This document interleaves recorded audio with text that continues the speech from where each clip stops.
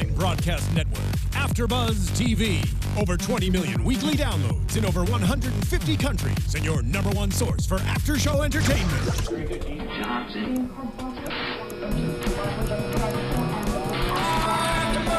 AFTERBUZZ TV, the destination for TV superfans. Producing after shows for over 300 of your favorite TV shows, interviewing celebrities and showrunners, and bringing you behind-the-scenes exclusives. All thanks to E! Entertainment's Maria Menounos, producer Kevin Undergaro, and internet leader Akamai.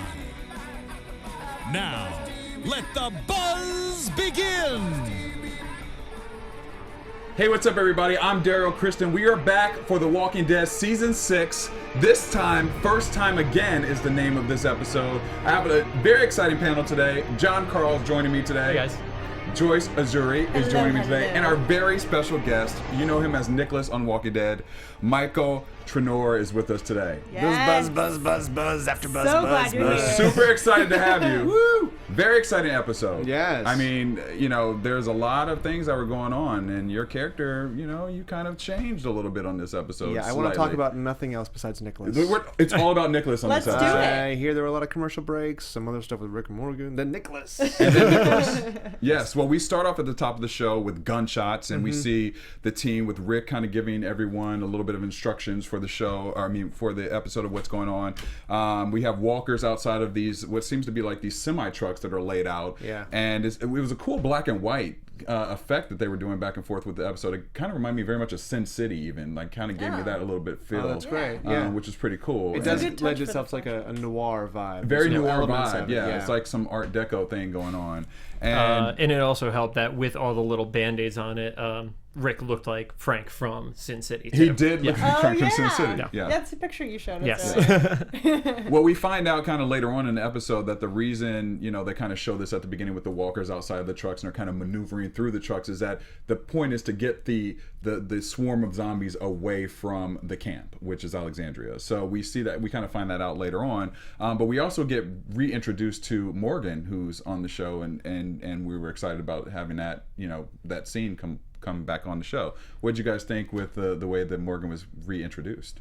I thought it was great. I liked that he started off being reintroduced on a good note. I mean, obviously him and him and Rick.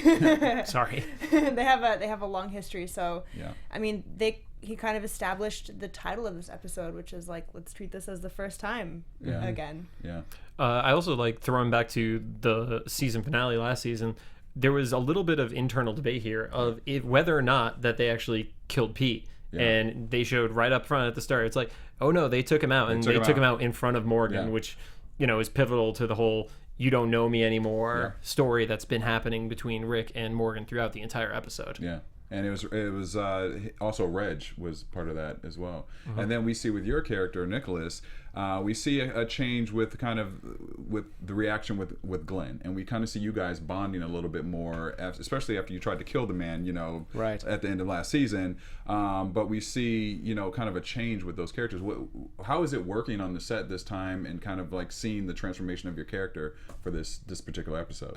It was great working on set. That people weren't throwing things at me anymore. Well, that's a good which is really nice. You know, I was like, guys, it's just TV. They're like, we don't care, we hate you. And like all of season 5, I just like to chalk up to like a bad first date. You know, we all have those. You know, you shoot somebody, And you got your second chance. and I got my second chance. I wouldn't go so far as to say they're bonding. I think the exciting thing about when you first see in one of the flashbacks the story, the continuation from season 5 of Glenn and Nicholas stumbling into the infirmary, where we see Tara's there, and you see the relief on Nicholas's face that, oh, I didn't kill Tara at least, or that disaster. I mean, it was Aiden who shot the grenade and killed Tara, almost. But Steven and I were really conscious about deciding that we hadn't talked on the walk back from the woods. So when Nicholas hears Glenn say, it was a ricochet that got my shoulder. Yeah. That's a moment of like, oh my God, I really do have a chance to not just get exiled from Alexandria and to rebuild here. And so I think that's a really interesting thing, like the writer's choice and the way Stephen beautifully played it, to have Glenn give Nicholas life a second time at the top of the season, you know? And so it's not really bonding, it's really just him Nicholas trying to find a way to make good on this second chance, third chance, fifth chance, 20th chance, that he had. And we didn't think that was actually even going to really happen. I didn't know if Nicholas really had that in him to make that change. Yeah, a lot of people thought that I was still going to come after Glenn and try and kill him again. Yeah. Just the idea of you're still a threat to me. Your people are still a threat to Alexandria. Yeah. But after he peed himself and cried in the woods, I think, right. Let's try. It was also great how it was a great correlation between what Maggie and Tara went through in the previous season too. Yeah, true. And they even talk about that in the episode. Yeah. It's a good parallel. Yeah, it's like I probably should have killed you after all the stuff that happened to my father, but we saw that it can change, and that's why Nicholas is getting the second shot. Yeah. Exactly. I feel like in the very least, Glenn is becoming a little more understanding of Nicholas. I mean, that's kind of what I get. I mean, I think it was Steve who said in an interview that he didn't kill Nicholas Glenn didn't kill Nicholas because he sort of saw himself. Yeah, he has such compassion, and I know that because Steven has the capacity to play somebody with such heart, the writers write to that degree. And of course, in the comic book, Glenn is this sort of this thumping a heartbeat for the group. Mm-hmm. But he really believes that and sees these people behind the walls of Alexandria. These walls saved them, but also kind of crippled them. Yeah. Right. Had he not been forced to be out there, he'd be just as lost as these guys. Yeah. And what they've been out there dealing with, we've all, been eating it up every Sunday night. Yeah. But it does forge a hardy warrior, whereas Alexandria is soft, Yeah. It's true. And then we also see the introduction of Heath, the new character, as well. Yeah. And we see you as Nicholas with Heath and Glenn, and you guys are trying to kind of figure out a way to distract the zombies away from the camp. Right. And that was pretty exciting to see as well. And it was cool to see a new character introduced as well, just for the show, and kind of watching the dynamic of you guys all interacting together. And as you were mentioning, kind of the slight change that we see with Nicholas. Mm-hmm. Oh, good. No. And again, I think that scene, I really liked it on the page, and I'm so happy that it came out well as well. You see so much of both the history of Alexandria, because Nicholas has to say, Aiden and I, we were full of shit. Yeah. Mm-hmm. But this is the real deal. That's one. That's one. Yeah. All right, good. But Glenn and his team know it. They know what's happening. And so by further admitting where I was, the truth of Nicholas's sort of inability to do anything, it seems to kind of lend Heath some faith that this is the way to go. Yeah.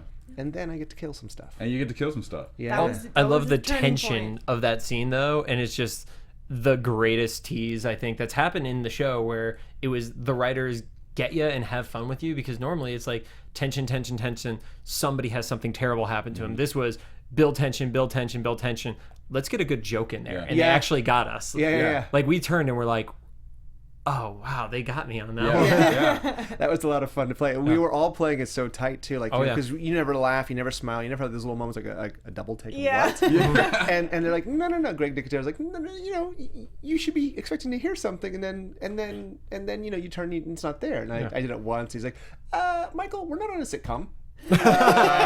Let's somewhere in the middle. And I was like, all right. Trying to be the comic relief for a what? second. Where are they?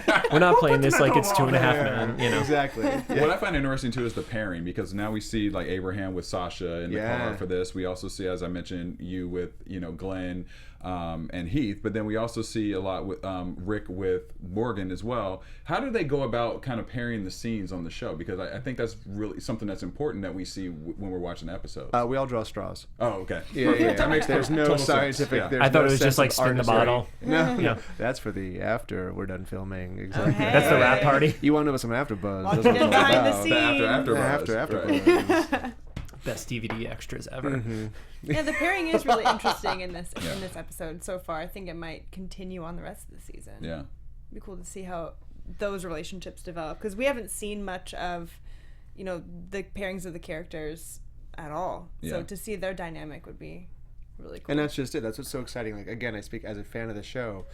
The different pairings kind of bring out the different facets of these characters' personalities. Absolutely. And you get to see different aspects. I love that scene when they're building the fence, the sort of barricade thing.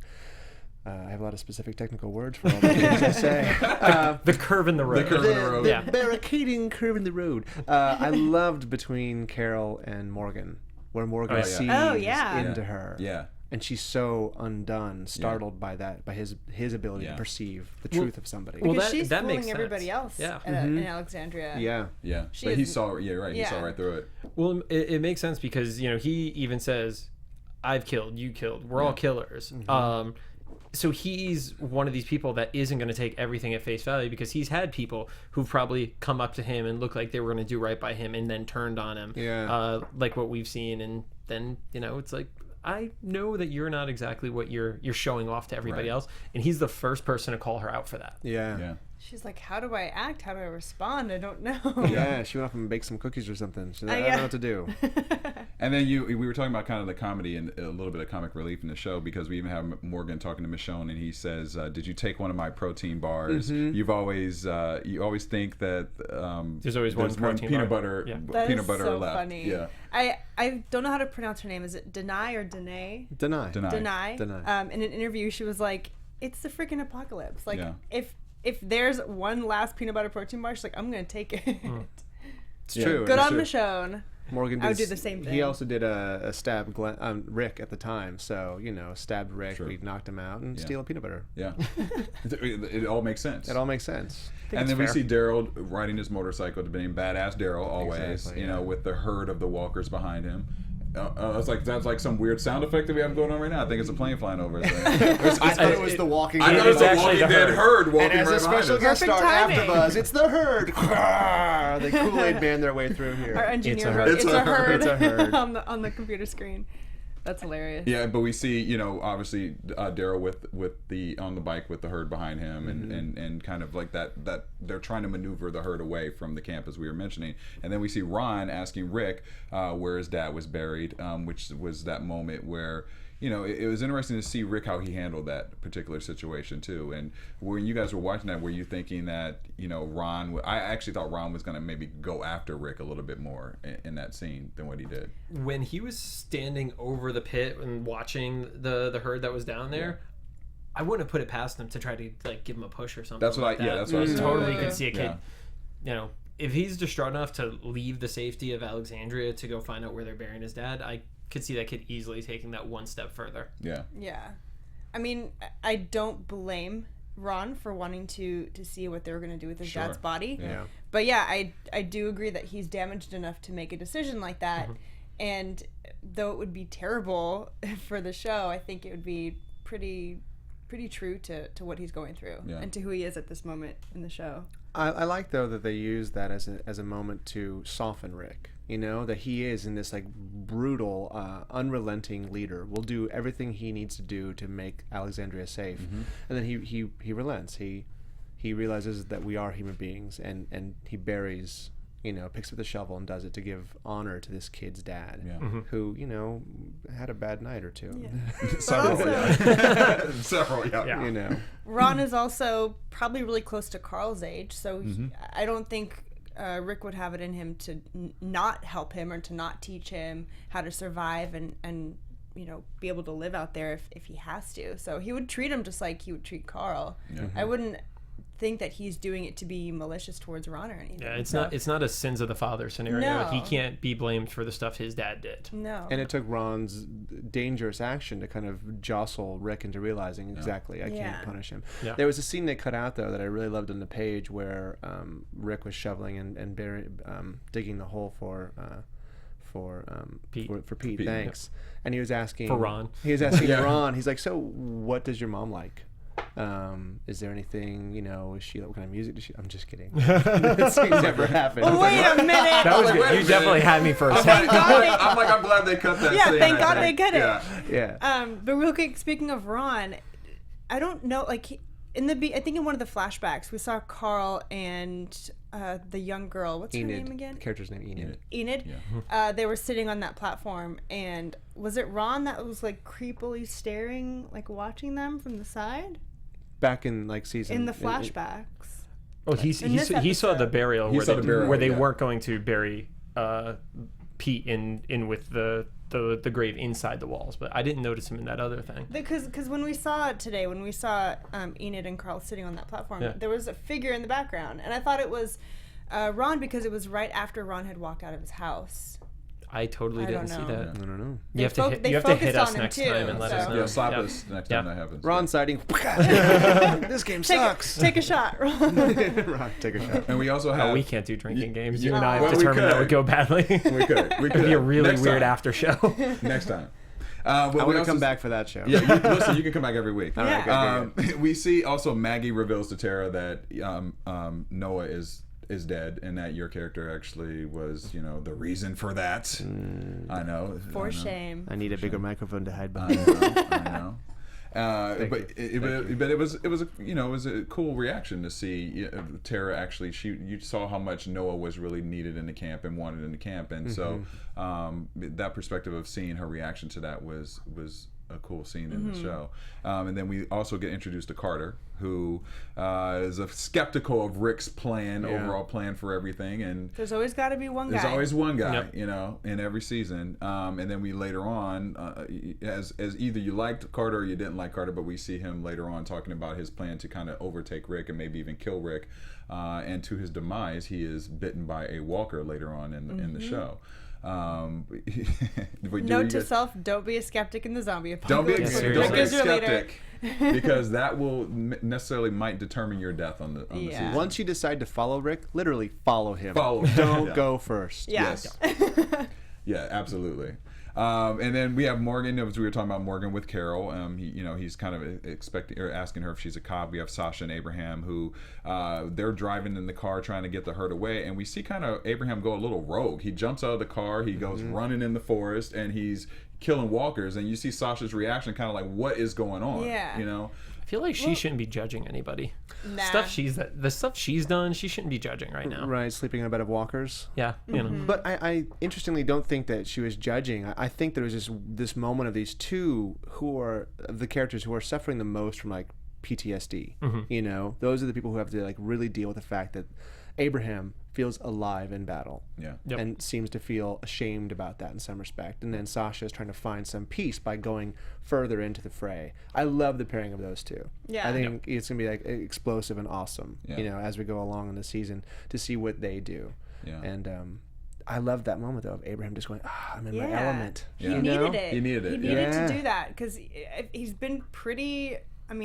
I guess stagnant in terms of being in battle or being on a mission. So he needed to get that energy out of him, and it happened at that moment where you wouldn't expect him to get out and just start busting zombies. He's a weapon. He needs to be used. He's just a weapon, just embracing that. And I like the connection between those two because I haven't really necessarily seen in the past seasons those particular two characters kind of together. So it was an interesting pairing to me because it was kind of foreshadowing for myself. I was like, is this meaning like down the line like there may be some more connection with those two because he's so rogue and Sasha is slightly rogue herself, and a lot of the choices that she makes and what she's doing. So I was like, is this some type of foreshadowing that we may see down the line? Is Abraham like, let me see what's on the radio. Countdown. Right. Down. He's like, it's how I got Rosita. Well, what I think was interesting about all that was when he starts talking about the night where they end up shooting Pete and stuff like that. He makes the awkward war story joke, and that's something that people who've only been in really unique situations are able to make those jokes. Like my background, I did stuff with professional wrestling, and I could have conversations about injuries in wrestling with people who've been in wrestling, and they get it, and it's like you could joke over a beer with it. If I start telling those to quote-unquote normal people, you guys would all think I was insane. And he was starting to try to bond with her in the way that he knows how, because he knows she's becoming a soldier in a way, and that's where he's like, well, if you're going to be down this path, I'm here with you. Yeah, I loved it. I thought it was a great dynamic. And then we have another comedic moment was Eugene with Heath talking about their hair. They bonded on their hair moment. I loved it. His hair was mentioned twice today. It was. It was. But I wanted Eugene to really step up because when he was overhearing Carter talking about taking over, at this point I feel like Eugene should be able to kind of be a little bit more aggressive with the way he can fight back. You know, he overhears Carter and the team talking about maybe possibly taking over Rick, which we slightly talked about, and then all of a sudden when he realizes that they hear him, he falls back, he knocks over everything before Rick and Derrial and everyone comes into the room. But I at this point I feel like Eugene should, you know, man up a little bit more. Step it up. He's got a lot of time though to change the season, I feel. Can you tell us anything about Eugene? He smells amazing. Oh my god! All the hair, all the product. It's a lot of maintenance for that mullet. Like some seafoam mousse. It just takes me back to the beach days of my summer youth. I love it. You gotta take care of yourself, man. You know, and I will say this though: not everybody can step up all the time. I mean, the only time he actually did anything that was truly heroic and brave was when Tara was bleeding out back in season 5, and he had to get her somewhere safe. And even that was, you know, it was a Herculean task for that dude. And so I think that if there's an opportunity for him to run towards battle or run away, it's almost in character. I appreciate that they don't try and make him suddenly go, boom, hey, what's happening here? Alexandrians doesn't smell like democracy. Right. You know, and to stumble and fall and to falter is his first instinct. Yeah. You know? I mean, he didn't even really do as good a job as he should have the first time encountering Heath at the fence, because he does not know that those people are absolutely supposed to be in there, because there were the people that were exiled, which have always been mentioned, and how does he not know those were the people that were exiled?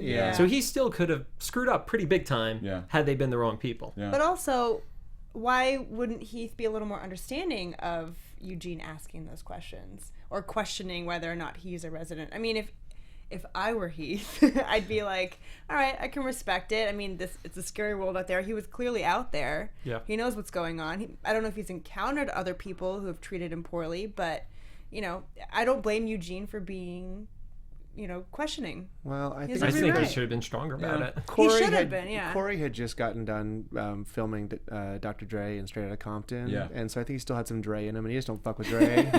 So, you know, I think that it was written differently, but Eugene and, you know, Josh is like, this guy's getting angry. I'm gonna let him in. The other cutscene is when he's leaving, he says to Eugene, bye, Felicia, and just keeps going. Exactly, Welcome, you're straight into Alexandria. I love it. And then also on the show we see Morgan and Rick a little bit having some moments together, and Rick even asks Morgan if he wants to hold Judith at one point, and you see Michonne kind of watching and kind of from a stand back of kind of checking everything out. But I felt like it was also a scene where we were going to see a little bit down the line of maybe Morgan rebelling against Rick's rules a little bit, because it was there was a part in the show where they were fighting and Rick had given everyone instructions on what to do, and he had asked Morgan to kind of step back and not step in when the zombies were coming over, and Morgan completely did not listen to what he was saying. I can see them butting heads this season for sure. And they're both leaders. They're both leaders. Last season, the problem and the threats were other people, and I feel like it doesn't look like other people are going to be coming in, like groups of people are going to be coming into this season, at least right now. And then right now the threat is the actual zombies, and, you know, I feel like there needs to be tension in the group, and everyone's copacetic right now, but I feel like, if there's going to be conflict between people, it's going to be between Rick and Morgan, for sure. In this episode, he throws his hypocrisies back at Rick. Yeah. That scene when the Alexandrians are trying to build what was my technical term? The fancy barricade monster? Yeah, the wall. Curvy barricade. The curvy barricade thingamajigger? It changes every time. It does. It's evolving, Ben. It's evolving. He had said, I thought you don't take any chances. Right. Yep. You know? But what are your motives here? Is it because Carter's questions you? Yeah. You know? So what are your real motives here, Rick? And I feel that's great. There's almost like this Jiminy Cricket on Rick's shoulder, who is like badass bow staff wielding and won't let Rick lie, or won't let Rick not follow the truth of what he says as a leader. You know, so that's exciting, and I think that it is also a combustible. Yeah, absolutely. It also felt like he was looking too into it later when Carter ends up getting bit, and Rick puts him out because he's screaming. He's going to throw everything off. And at that point, if you get bit in the face, this isn't like you could chop off an arm. You're eventually going to go anyway. It's over. Yeah. So Rick puts him out, not because he wants to and because of the tension, but it was like it really was tactically the best decision. Right. And Morgan gives a questioning look to it. Right. He doesn't buy into it totally. Because the instinct is like, sorry, I didn't mean No, that's okay. Jumping You can into hit her harder if you need I'm to. never gonna hit her. No. That weird pre-show ritual you guys have is just strange. AfterBuzz is Don't nothing. tell anybody You do about the that. pre-buzz. It's crazy. Lots of drinking and softcore sadomasochism. None of this cheers you guys. What is this? This is why we can't do a drinking Exactly. game. Exactly. I forgot what I was gonna say. Oh, No. Okay, we're talking about Morgan giving Rick a questionable look. Yeah, this is after. really strong. Whatever this is. Really strong Oh my water God. we got going on. Yeah. No, it's gone. Oh man. It's gone. But the joke was good, guys. It was It good. was worth I it. was waiting for it. There's not a lot of build up for it too. No. Sorry, guys. We'll do better It'll next come time. back. It'll come back. It'll come back. Sorry. Next time, I'm just putting vodka in the cup. Exactly. I think that helps. But I was gonna say real quick, you're right. Morgan did sort of question why, or it looked like he was questioning why Rick Yeah. did that after he said, "I get it." Remember, he was like, "I get." What I forgot if it was between him and Michonne, who was like, "I know what we're doing. I get it. I get why we're out here. Yeah. What's going on?" And then he does that. It's like, are you sure? Yeah. You understand like Yeah. why Rick is doing what he's doing? But you know. Oh yeah, the Foreshadowing. brutality. The brutality. That Rick goes to brutality so quickly. Like, Carter could have had family. You patch him up. He goes home. He can say goodbye. Then he turns and he goes. Like, there's so many other like humanistic options, but Rick is just so quick to. He doesn't want to waste time. Yeah. That would be, I mean, to go back and to do all that and to be that considerate, it's not for the greater good of the whole group. I agree. And I he agree. wasn't shutting up. That was No, the big thing. he It's like wasn't. Rick didn't instantly see him bit and then stab him. He was trying to quiet him. He was And there's- quieting him down. And there's Yeah. only so much you could do when everything in this whole episode is based on noise, and that was what the whole scene that you guys had was you guys had to silence the people distraction. in the tractor Yeah. store, and then they had to silence Pete, and then the sound obviously at the end plays the biggest part in this whole episode. So. Yeah. And speaking of that, so we see that the herd of zombies are seem to be moving in the direction that Rick wants them all to. Yeah. And then we hear this horn that just Oh my pops up out of God. nowhere. We don't know who it is. And all of a sudden, all the zombies start to turn around. The and whole go back half of the herd. The whole back half of the herd go back to Alexandria. Yeah. And then it just kind of goes blank after that, And what was kind of the thought that was going into what do you think with the characters in that particular scene? Well, we had just done the impossible. Yeah. Right? On a dress rehearsal, on a dry run, we went out there and we were able to kind of execute the plan, and then we all kind of gathered there, and like Rick says, like police at a parade, we're just going to pick off the stragglers, do it quiet, do it quick, and then this mysterious noise. Yeah. And it's all for shit. What is it, Michael? What is a noise? Who is it? Tell us. Who is it? I just met my cussing quota. Yep, you hit all three of them. We'll give you 5 more. 5 more. If you give us details, we give you swear words. We'll give you 5 more. We're negotiating. Come on, man. We're negotiating. We're negotiating here. No. That noise is danger. Yeah. That noise is episode 2. Yeah, it's somebody subverting what they were going to, whether it's somebody in the group or it's an outside force, and that's why it's a great moment because there were the people who did still have their doubts inside, and that's part of why Carle stays behind on all this is to see what people are thinking of Rick, and if one person could do something that totally subverts everything Rick just did, and people got killed because of the decision that Rick made, then it could be an internal thing. Yeah. I feel like it's a setup. I feel like it's definitely a setup for Rick. That's kind of where I feel like it's going to go down the line. Yeah, like Carter's not the only one that was trying to push back. Yeah. Someone's actually doing it. It wasn't Nick. Nick was out in the Nick- field. Nick was Nicholas out is there. clear. He's safe. You're like, people finally like me. Don't ruin this, guys. Exactly, man. Yeah. And then yeah. we see after that we see Jesse talking to Rick as well about Ron and telling Rick that he can't touch Ron at all. Or talk to him in that way. Or talk to him in that manner. Right. And Rick wants Ron to be able to kind of protect himself. And you see that Rick is kind of coming from a good place, but Jesse's not hearing it at all. But I also get where Jesse's coming from. Yeah. I mean, a teenage boy who's going through this, whose dad was just killed, who just got buried. The last thing he's gonna do is listen to someone who he doesn't see in a good light, at least not right now. Yeah. So, I mean, I'm sure he's gonna have a hard time listening to his mom as well. But the one person it should come from is her. So Yeah. I totally agree with what she's saying. Or at least somebody who's just not attached to Rick. Right. That's just it's if somebody ever got killed by a cop for whatever reason, that person is going to never listen to the cops again. Yeah. Like that's just a factor of it. Yeah. That's true. But then we have Rick saying we have to come for them before they come for us. So I feel like Rick is also telling, it's embedded in his head to always protect and to always be able to protect yourself. Right. So I felt like he wasn't in the wrong in this situation. I get where Jesse's coming from with it being her son and all the things that just happened with his father. But on the flip side of this, you're in a zombie apocalypse. You have to be prepared at any moment to protect yourself. And I feel like that's where Rick is coming from in that place. And she does, though. She full on goes Sarah Connor, right? She says, the second I heard that we could have guns, I got one from Rosita. Yeah. Exactly. With training and all that She's stuff. being resourceful. I mean, Rick isn't always at Alexandria. The people who are always around are the women, so she's going to get help from them. Yeah. She's going to do what she got to do. Yeah. Yeah. So... good for her. Good for her. She's doing it. We'll see what happens between those two. Yeah. So that kind of gives the overview of what this episode kind of entailed at the beginning, right? From the end. But with your character, as I was kind of mentioning at the beginning, you have transformed a little bit of what we saw in this particular episode. And how far in advance, when you get the script, do you know what's going to be kind of taking place with your character before you shoot the scene? When I first got hired, I had no idea.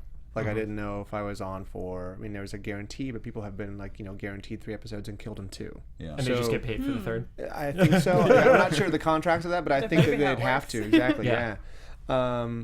So I really had no sense of it. And it was actually sort of terrifying as far as the job goes. Like, if I do really well, can I stay longer? Yeah. And can I Derrial myself? Exactly, totally. I can ride a tricycle really well. Not quite as sexy, but you'll need some comic relief.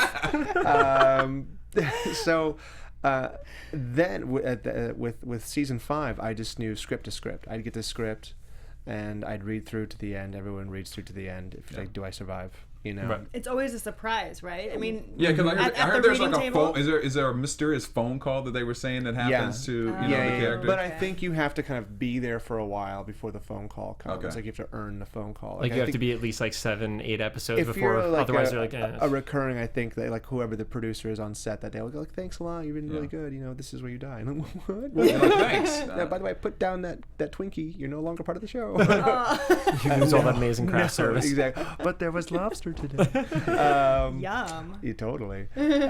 No, and in season 6, I got a call from Scott Gimple, and when the phone rings, you're just, is this the call? You freak out. You completely Do I let this go to voicemail? I don't want to hear that on voicemail. I don't want to talk to you. So you pick up the phone and go, hey, Scott. And he just had mentioned, bullets. No, it was a good phone call. Just kind of talked about what the story was going to be, that there was going to be a path of redemption, but they wanted me to be able to really thread the camel through the needle and make sure that it wasn't like, oh great, we're all chummy now. Yeah. That is just slow enough to earn, and there's going to be stumbles and excitement and twists and turns to our relationship. Yeah. So I did have somewhat of a sense of where it was going in season 6, but the first time it was really script to script. I had no idea. Right. Yeah. And that final, when I was reading the season 5 finale, I just said, I'm gone. I'm gone. Yeah. I'm gone. Yeah. I'm gone. I had to reread the page. Like, he doesn't? You're like, wait, I'm still here. Why doesn't he? Should. He should. He should.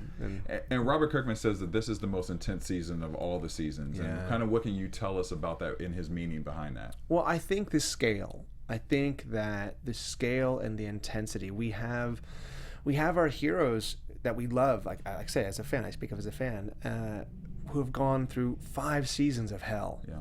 And this is a chance for a little bit of stability. Like, this is a chance to start rebuilding, to plant some roots. And we see episode 1, top of episode 1, and then throughout that not only are there dangers that we had never expected, but those dangers are now coming directly towards home. And so I think that level of intensity, and as the cauldron gets hotter, all of these interpersonal relationships, what's going to happen between Glenn and Nicholas? Is Morgan, what are all these wild cards are at stake? So many wild cards. We didn't even know Carter before, and then he comes in out of nowhere as another denizen of Alexandria, and he almost tries to topple the dictatorship. Yeah. So there are constant threats from within and without, and I think that we've never had something that the heroes want to fight so hard for. They're always like the prison. They're like, we'll leave the prison. Yeah. If we have to, we'll leave the prison. but here they're not. They want to stay here. Well, there was one thing, because they always referred to the prison as the prison, and any of the spots where they've been, this was one time, and it was almost a throwaway line. Rick said, "Where's that coming from?" And he goes, "Home." Yeah. I noticed that That was too. a very, It was like that was a calculated choice of words. Oh, I yeah. totally, I noticed that too. They're going to the extremes this season, I feel. It really I mean, is. everything is going to be hardcore, metal to the floor. Everything is going to be cliffhangers galore. I feel like I'm rhyming, but I don't mean to. But that's what it's going to be like, and they started off really well. And I can today. promise you that is exactly what it is. Yeah. When we saw our dudes before Alexandria last year, they didn't even have water. Remember? Yeah. Oh, yeah, Trying to right. find water Yeah. in some barn, and it's just they are not gonna let home fall. Yeah. And they're gonna. It's pretty epic. It just continues to be exciting. And they kind of have it for free. I saw the sign for Alexandria, and it said brand new home starting at $800K. Right. I was like, damn, that's expensive. That's expensive. I'll Those get you a homes are one-bedroom nice. apartment here So in Los expensive. Angeles. I know. Yeah, like a 2-bedroom condo if you're gonna buy here. No. I was like, damn, they got it for free. Kind of. Kind of. Let me show have you to work my for mortgage it. broker. Ooh, it's a Python gun. And with your character, you haven't necessarily been the most liked character, and What do you just because of what are you a certain saying? situation of Noah happened. What happened with last sensitive, season. watch out. I Told you know, not to I know. talk about this, Derrial. I know. We're not supposed to talk about this. Is it overwhelming when you are, meeting fans and is it hard for them to place the reality versus the character? As we mentioned, like Comic-Con just happened. You guys did the whole premiere also in New York, and I was reading that Gabriel came on stage, the character the actor who plays Gabriel, and people were booing him. And it's like, okay, You were the front. I was in the front runner. You were the one that was I the one 86, booing. weren't you? Yeah, I was the You one. look familiar. Yes, I was in the front row booing. You look gorgeous as a little Pikachu. I gotta say Thank too. you. Yeah. I try. But is it overwhelming to have those fan reactions? Yes, and I was not hired to play a lovable character. Yeah. So I just hear love when they're like, "Man, I hate you." I go, "Oh, I did my job. I did my job. Job security." Yeah. That's awesome. So I think that a lot that Seth has gotten and that I've gotten, it can be, hurtful if you let it get to you. But Yvette Nicole Brown was the MC she was that the MC, night, yeah. and she did a great thing. She's like, no, yeah. we applaud this. you hate the character and you love the actor. You hate the character, you love the actor, and it was great. And the audience turned immediately and just started just screaming that they loved him. Yeah. Because that's what it is. I mean, when I meet people, they're like, "Oh, I gotta hate you." I was like, You're like, "I did my job." I hate me too. I know. And then immediately they just want to talk about how much they love, after that little initial catharsis, they just want to talk about how much they love the show. Right. And Well, that's the thing with it is, they hate the character because you're doing a good job at especially at that time of being a despicable character. Right. They don't hate the character because you're a bad actor. Right. That's Right. the only, Yeah, that's yeah, the that's time where it's different. understandable. Yeah. And that's Yeah. exactly. I hate you. Oh well, the character. No. You. You. Your choices No, are you. weird. Yeah. Why did you do that? What is Yeah. this weird tick you have with touching your face? All that you're a terrible actor. I fucking hate you. No, I don't get that. That's not Luckily, true. thankfully, I don't get that. And then if you could write the script for yourself and you could write, down the line on I what like your where this is character is going to go, going. what would you write about Nicholas? How would you develop Nicholas on the show? Oh, that's interesting. That's a good question. I would like to see him get back to, after, if hoping that there is an end to this herd. I would love to see him become again like a runner, like he was before, but somebody to be applauded, a really good soldier, for Alexandria. And I also think that there are some relationships that are unexplored. Oh. I mean, Jesse needs a little, attention. I'm not gonna go. Are You should be hinting crossing something? Rick on Yeah, that. Are you no, hinting exactly. at Rick's something? like, "Glenn, you need to kill him now." I think Melissa McBride is awesome. So I think that there should be some Glenn and Nicholas and Carle action. If I were writing my own script, you have to fight Derrial. You know, we had that big debate on the show. Whatever. I got him. You gotta get a motorcycle, man. Yeah, totally take him. You and your tricycle, definitely gonna beat him out. Maybe we could get you one of those glider boards that kids are riding down like Santa Is that what Monica those things are called? Glider boards. Oh my god! Somebody called them a hoverboard, and I got violently angry. I'm like, that does not hover. I kind of just want to call them a douche-mobile. I saw somebody like doing it at the airport, and I was like, oh my god, dude. I've never wanted to trip a stranger so much. That's so funny. Told a kid in the office if he rode it down the hallway one more time, I was going to just full on football tackle him off of it. You just want to. They're like just moving targets. It's like a dog when he sees a squirrel. You're like, I'll target. You know, forget the laws of man. Take that thing out. Take that out. I like them, you guys. I can't wait. I get mine in 2 weeks. I'm so now it's revealed. They're a lot harder to use than they look. That is true. If you could play a different character on the show, who would it be? Different character. Michonne, dude. Yeah. She could be the closest thing to like a Jedi out there. Absolutely. Like a sword. She's so badass. She's so badass. I love her character. I know. And the way she did like these stares and these looks. Yeah. So icy. Denai gives those things too. She goes, that was a dumb joke. Michael. She stares at me. She goes, she's stupid. Stupid. This boy's stupid. It was it's funny. so hard for me to imagine Denai. You know, because I'm She's seeing real. Singer as Michonne. No, I know. As anything but Michonne. As anything but Michonne. Right, and she's this eloquent, very elegant woman who's like an accomplished playwright. She has a play on Broadway right now. Sorry, not on Broadway, but down at the Public, like just off Broadway. She's so... It's just, you know, it's funny. Like Denai is so like talkative and vivacious, and then, you know, Michonne's is this weapon waiting. Does she get into Michonne character very quickly? I think because of the wig is tight, so yes. It just angers her. There's lots of wigs on that. Let me get this over with. Exactly. Yeah. It threw me off when I saw her, even though it was obviously not her gun. She was just picking up Carter's because, you couldn't leave a gun behind. But her just holding a gun in her hand, I'm like, that's not okay. Yeah. Exactly. Like no, visually, I'm not okay with this right now. That's the rule, yeah.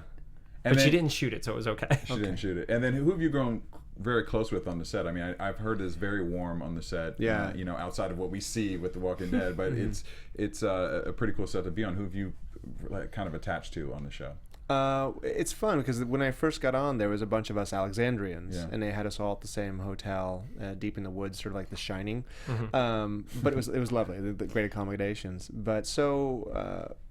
Daniel Bonjour, who played Aiden, and then Ross Marquand, who was Aaron, and Jordan, who played Eric, we all would hang out a lot. So that was fun because we're like the new kids. We're like, oh, what do we think the rules of this world are? And then on set, I mean, all my stuff was with Steven, which is so awesome. Yeah.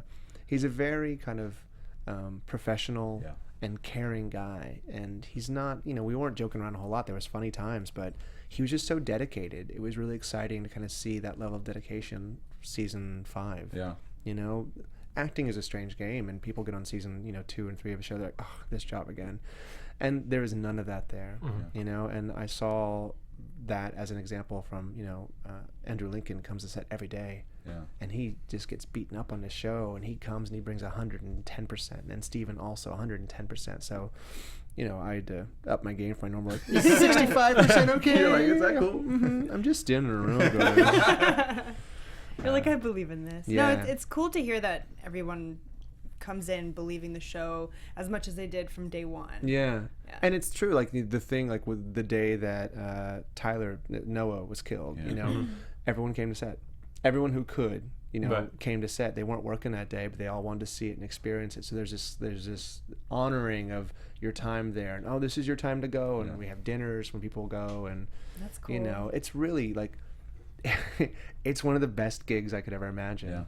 Because the people are so awesome, and the crew, I'll sing their praises for days and days on end. It'll be AFTERBUZZing for 12 years. Hell yeah. The exclusive. You heard it first. Yeah, so it's really great. It is very welcoming. All the rumors you hear are true. Do you guys hang out at the houses in Alexandria? Do you have dinner parties on set? Is it a place that you guys can just kind of stick around and get to know each other? No, but a lot of the regulars live up in the same area, so there'll be games nights and things of that sort. And it's nice. It's lovely because you can't really stroll around. Like once you're on this show, especially in Atlanta, people see you and notice you. You know. I want to be invited to your games night. Totally. What games? Okay. Oh my god, I want to go. They played Mafia. you know. Cards Against Humanity. A little bit of that. Super Fight. No, I think just Cards Against Humanity and some Mafia, like some of those games, like Charades. You can't go wrong with Cards Against Humanity. Super Fight might be a bit much since there is a Walking Dead expansion to it. It might hit a little too close to home. That's so true. We were all at a convention and started playing the little the flip up game, Heads Up, you know,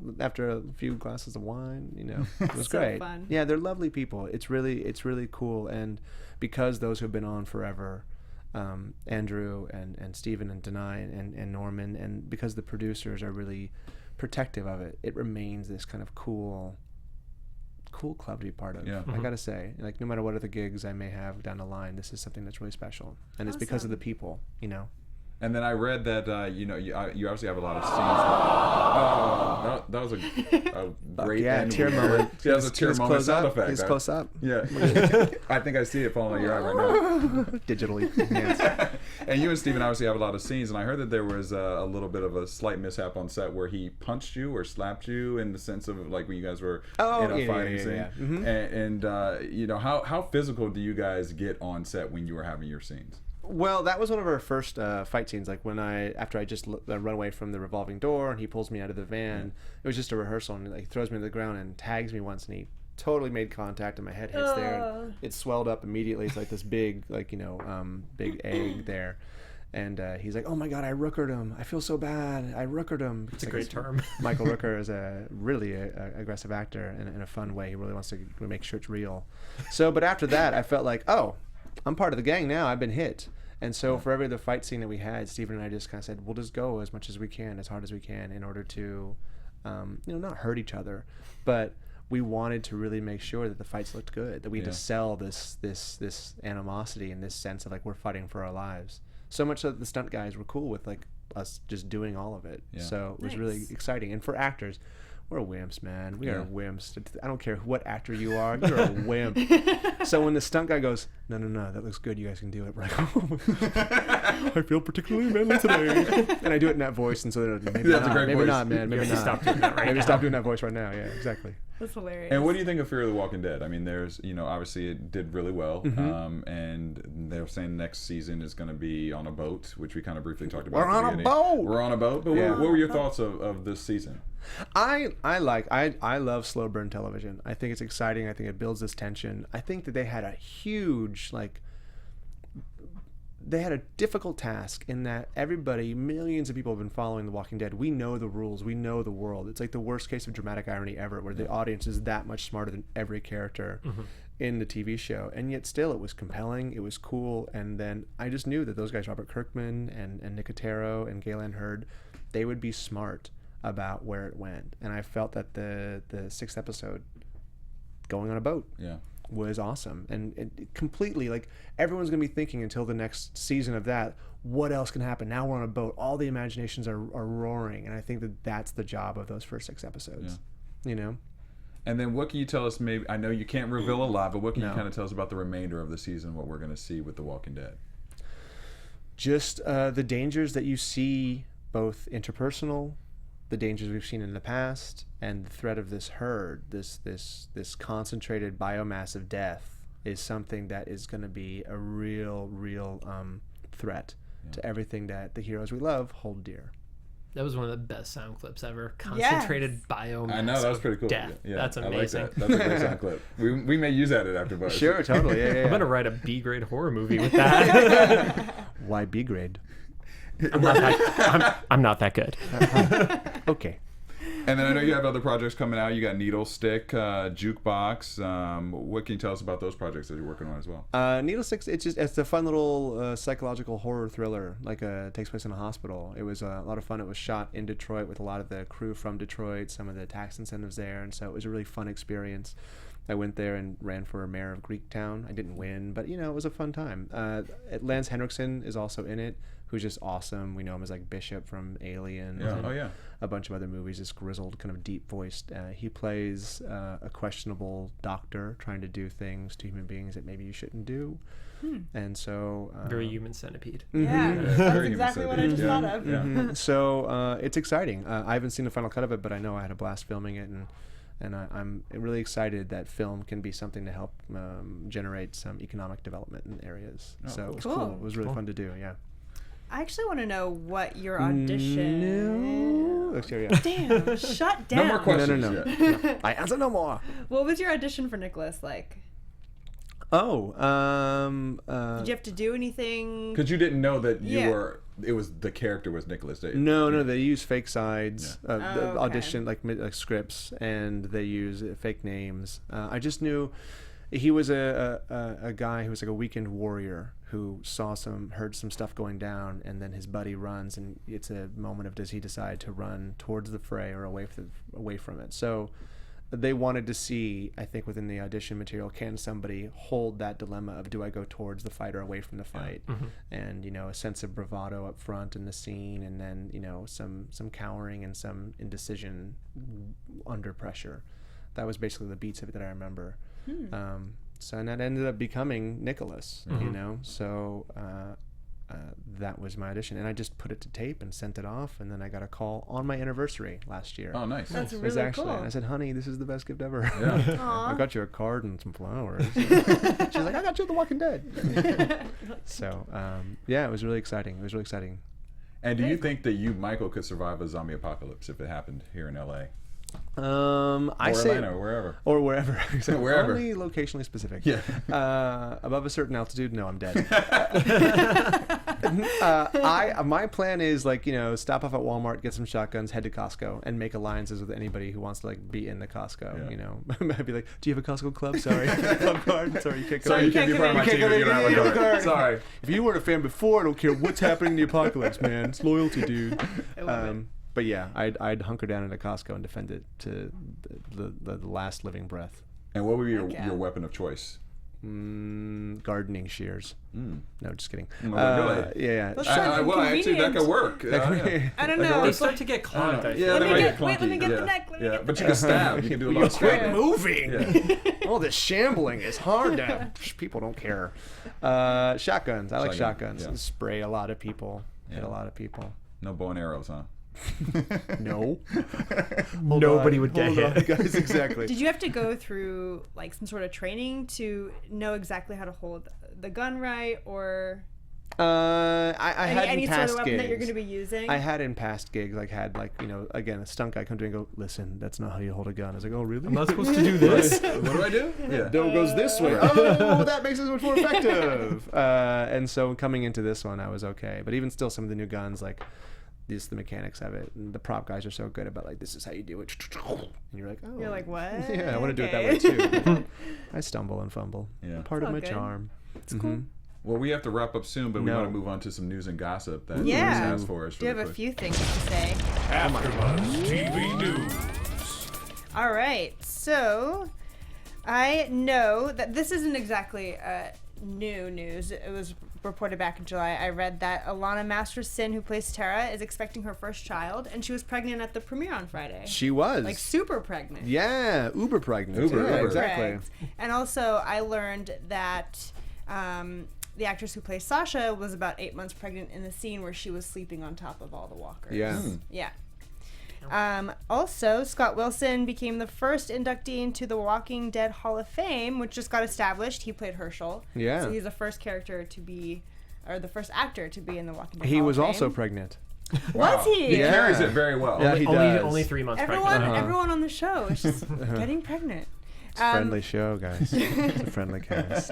And we saw Norman Reedus enter The Walking Dead season today on a motorcycle, and he did the same thing at the premiere, which I thought was super badass. There's a video of that, I think. Yeah, blazing Really down cool. center court I in saw Madison that. Square Garden. I mean, if you're gonna enter, you gotta enter right. Yeah, that's So very he true. did. He The did. garden deserves entrances. Yes.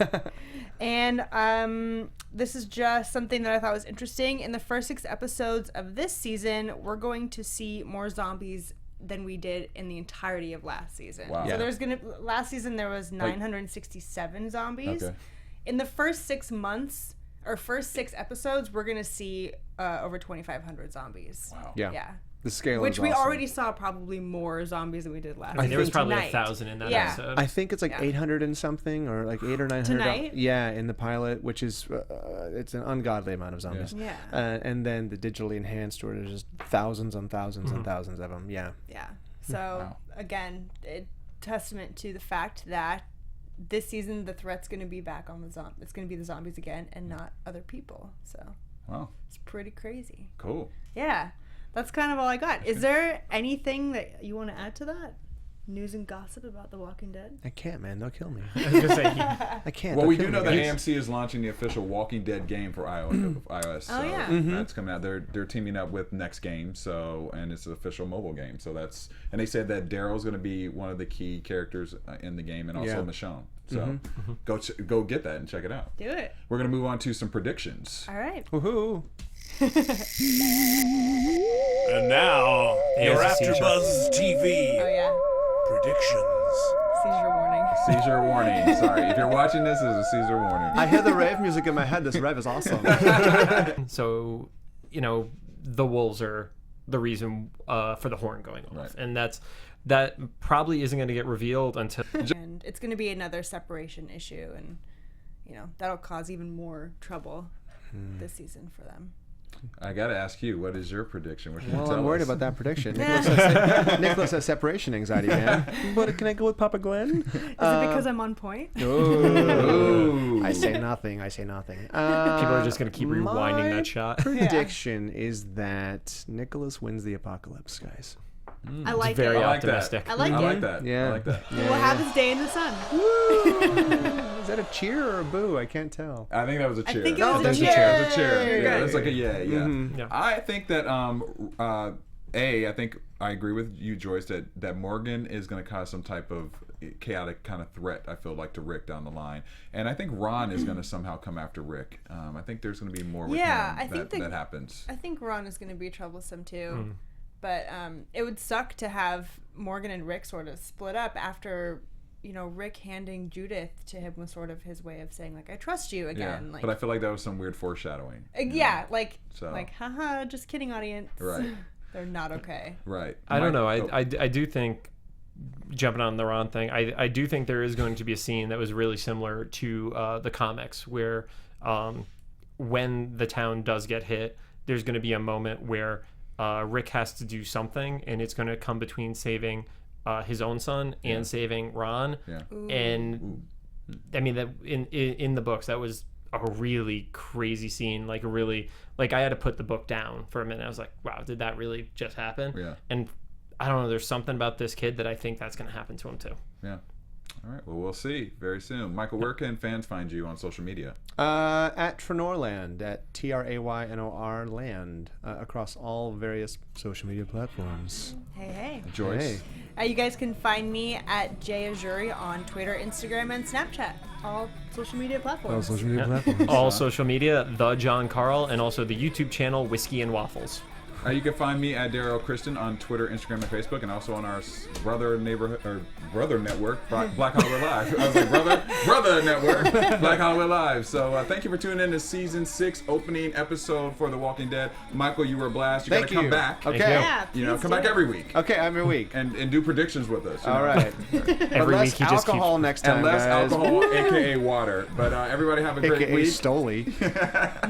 And we'll see you next time. Bye, guys. From executive producers Maria Menounos, Kevin Undergaro, Phil Svitek, and the entire AfterBuzz TV staff, we would like to thank you for listening to the AfterBuzz TV network. To watch or listen to other after shows and post comments or questions, be sure to visit AfterBuzzTV.com. I'm Sir Richard Wentworth, and this has been a presentation of AfterBuzz TV. Buzz you later. The views expressed herein are those of the hosts only and do not necessarily reflect the views of AfterBuzz TV or its owners or principals.